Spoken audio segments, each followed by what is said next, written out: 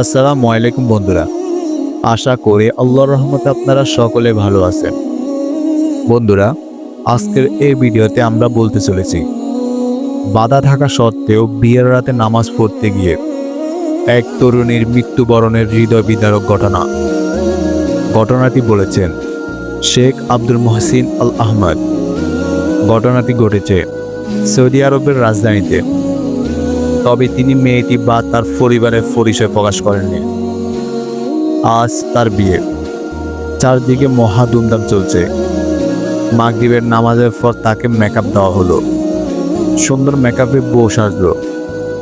এই করতে করতে এশারের নামাজের সময় হলো। তখন তার মনে হলো তার ওযু নষ্ট হয়ে গেছে। সে তার মাকে বিষয়টা জানালো। বলল, মা, আমি ওযু করে এশারের নামাজ আদায় করতে চাই।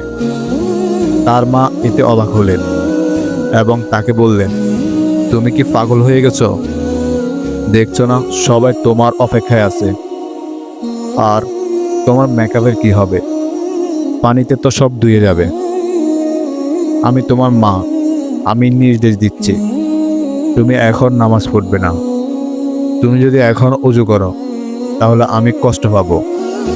মায়ের মুখে এমন কথা শুনে মেয়েটি জবাব দিল, নামাজ না পড়ে আমি এখান থেকে যাব না। মা, তুমি জানো নামাজের মাফ নেই।